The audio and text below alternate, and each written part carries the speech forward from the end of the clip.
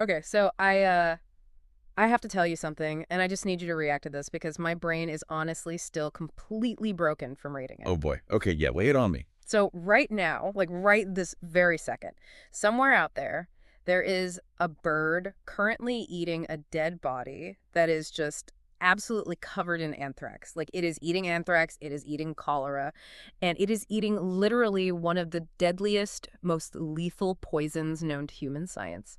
And it is completely, 100% fine. It is so wildly hard to wrap your head around, right? I mean, it just finishes its meal and flies away. Like it just shakes it off like it's absolutely nothing. Literally just flaps away to hang out in a tree. It treats a literal biological weapon like it's, I don't know, a light midday snack. I've been walking around with this information all week, just staring at the sky, feeling genuinely weirded out. Like, how is this happening right above us? It totally feels like a glitch in the simulation. It defies everything we understand about how disease and mortality are supposed to work. You look at something that should trigger a catastrophic outbreak, and for this one specific animal, it's just, Tuesday's lunch. Well, welcome to the deep dive, by the way. I'm so glad you're here with us because today we are unpacking a stack of notes, articles, and research about an animal you have definitely seen, probably judged, and almost certainly misunderstood.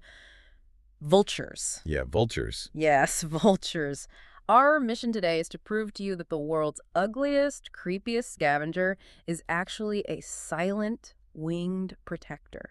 In fact, we're going to show you how a vulture might literally be the reason you didn't get sick last year. Which is wild because we've been conditioned for centuries to view vultures as this ominous thing. Yeah. Bad omen, right? You see them circling, and you immediately assume death, decay, just something terrible. Oh, yeah, horror movie stuff. Exactly. But by the time we finish this conversation, I promise you, you will never look at them the same way again. They are fundamentally keeping our ecosystems and human populations intact. So let's unpack this, because the first question that popped into my head when I read that they eat anthrax and cholera was simply how? Like physically, biologically, how do you eat a biological weapon and not just instantly drop dead on the spot? Yeah, it all comes down to their stomach acid. I mean, we all have stomach acid, and human stomach acid is relatively strong. Right. It helps break down our food. It kills off a decent baseline of everyday germs that might be hitching a ride on our dinner. That's standard biology. Yeah. But a vulture's stomach acid is on an entirely different evolutionary planet. It is roughly 100 times stronger than human stomach acid. 100 times. I mean, I can't even visualize what that means in reality. Well, if you want to put that 100 times multiplier into perspective, it's essentially the exact same strength as the acid you would find sloshing around inside a car battery. Wait, really? A car battery? Yeah.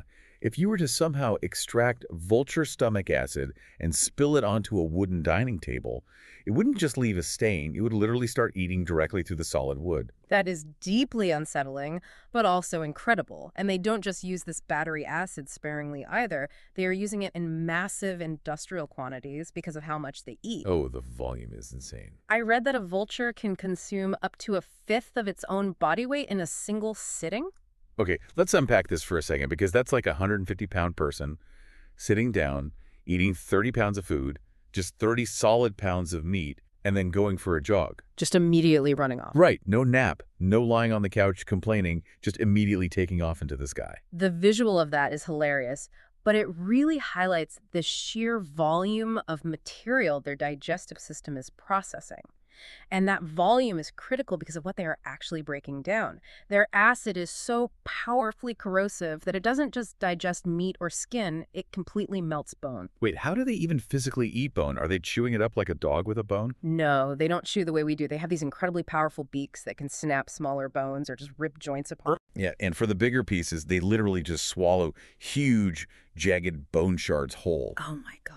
You'd think sharp bone would shred their throats, but they just gulp it down like a pill. Then that battery acid stomach takes over and dissolves it into a liquid soup. Which sounds completely excessive until you realize why they need to eat the bones in the first place, because I always assumed diseases just lived in the rotting meat. Right.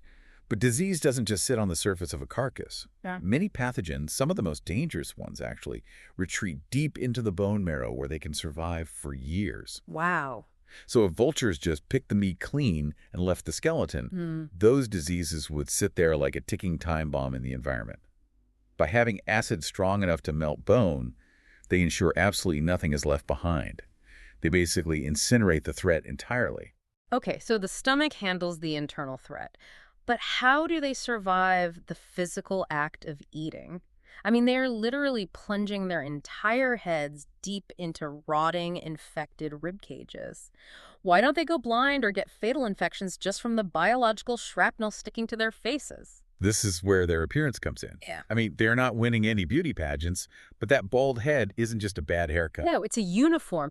Think about it. If they had beautiful, fluffy feathers all over their heads and they are shoving their faces into a rotting carcass, those feathers would instantly get matted with blood, guts, and bacteria. Oh, it would be a nightmare. It would just sit there on their face, creating a perfect, warm little home for germs to multiply right next to their eyes and beak. So having a bald head means there's nowhere for the germs to hide. It's like a doctor doing surgery. You wouldn't do an open heart surgery wearing a fuzzy wool sweater. Definitely not. You wear slick, clean medical scrubs. The bald head is the vulture scrubs. That's such a brilliant way to frame it. It's a purposeful adaptation to an incredibly messy job. Every part of their anatomy is optimized for this one highly specific, highly dangerous task. So they have the medical scrubs, they have the battery acid stomach. But what exactly are they protecting us from? I assume dead animals carry things like salmonella, but are we talking about serious world-ending plagues here? Oh, the roster of pathogens is genuinely terrifying. When an animal dies in the wild, its body rapidly becomes a germ factory. We mentioned anthrax earlier, which is notorious because its spores can survive dormant in the soil for decades, just waiting to be disturbed. Right, and it's literally used as a weapon. Exactly. But to a vulture, an anthrax-laden carcass is just breakfast. Then you have cholera, which has devastated human populations for centuries. Rabies, which is almost 100% fatal in humans once symptoms appear. Hog cholera, salmonella, and even leprosy. Just casually eating leprosy. Yeah. For any other creature on Earth, a microscopic fraction of any one of those would mean an agonizing death. For a vulture, it's just calories. Okay, but here's where it gets really interesting. There is one thing on the menu that made me literally gasp out loud when I was reading the sources. Botulism. Ah, the botulinum toxin. Yes. Botulism is arguably one of the most powerful, lethal poisons ever discovered by human science. We are talking about an amount smaller than a single grain of salt being enough to kill a full-grown human, but botulism is the exact same thing as Botox. It is the identical toxin. We just really need to sit with this fact for a second. Let this sink in for you listening. Botox.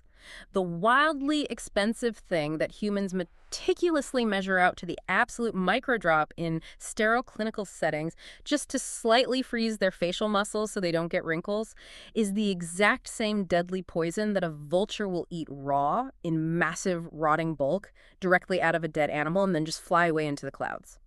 That is the fact you were going to tell your friend tomorrow at lunch. I know, it's an astonishing contrast. We fear it, we weaponize it, we cosmetically microdose it, they just gorge on it. But this makes me wonder, if a vulture wasn't around to eat all these horrific diseases, what actually happens? Like, bodies decompose eventually anyway, don't they? Why does it matter who cleans up the dead body as long as it goes away? Well, the physical process of normal decomposition is highly hazardous to humans.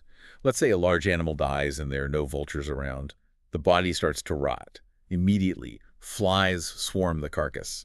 Now think of flies as tiny airborne delivery trucks for disease. Oh, gross.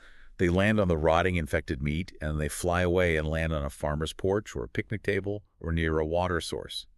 Meanwhile, the body continues to liquefy and decay. When it rains, all of that infected biological matter washes directly into the streams, rivers, and groundwater. Which is the exact same water that humans and livestock rely on to survive. Exactly. But I'm going to push back on this for a second, because vultures aren't the only scavengers out there. Don't rats and stray dogs eat dead things too? Why do we specifically need vultures if a wild dog is perfectly happy to eat a carcass? So that is what epidemiologists call the firewall concept. Dogs, rats, and jackals, they are scavengers, but they have normal mammalian stomachs. They do not have carb battery acid for stomach fluid. Right, they just have regular acid so the disease doesn't die. Exactly. When a feral dog eats the meat of a diseased carcass, the pathogens, like rabies or anthrax, are not destroyed in the dog's stomach. The disease survives the digestive process. Suddenly, that disease has just been given legs. Wow. It is no longer stationary in a dead body. It is now inside a highly mobile animal that frequently interacts with humans. That feral dog can walk right into a village, become aggressive, and bite a child. The disease spreads.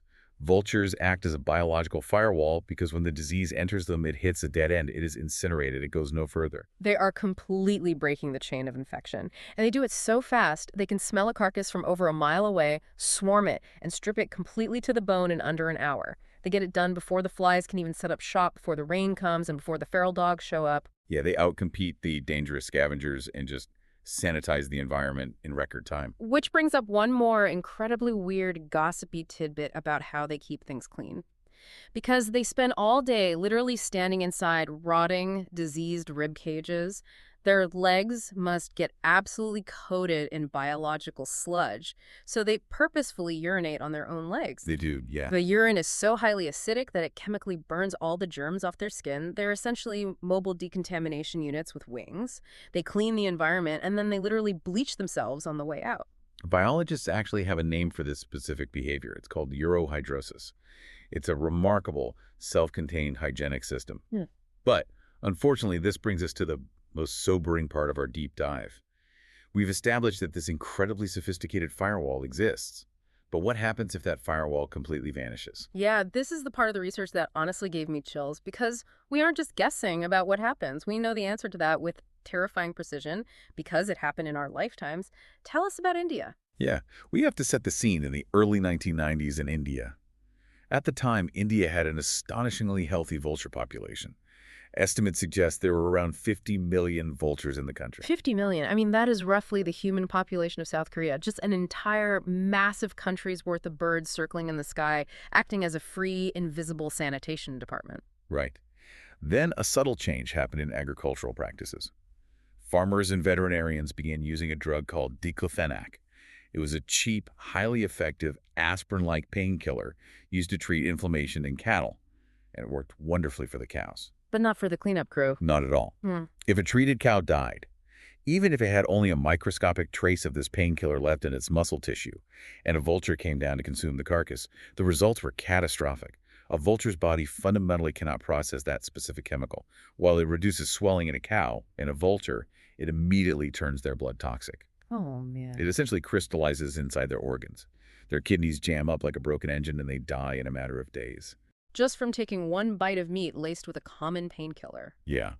And because vultures feed in massive groups, a single tainted cow carcass could poison dozens or hundreds of birds at once. The collapse was unprecedented. In just 10 years, a single well-intentioned drug wiped out over 95% of India's entire vulture population.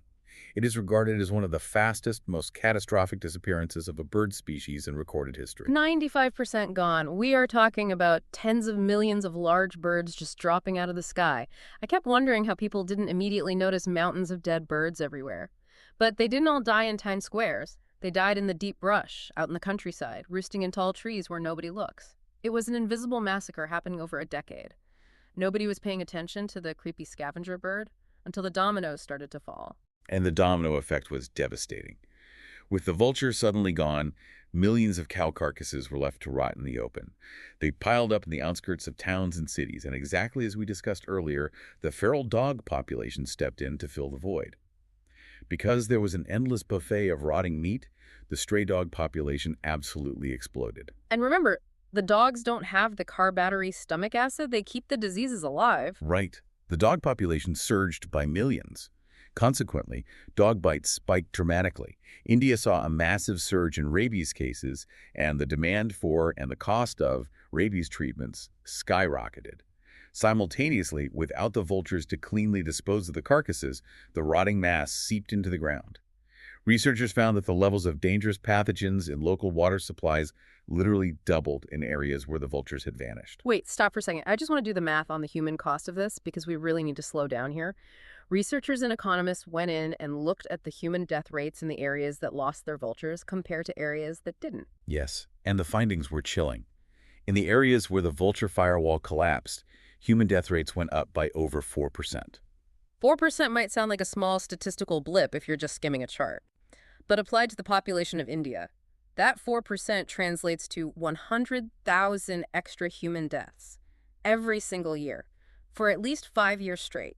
500,000 people. 500,000 people dead. Think about that. 500,000 human beings lost their lives. purely because a cheap cow painkiller accidentally wiped out the ugly bird that nobody liked.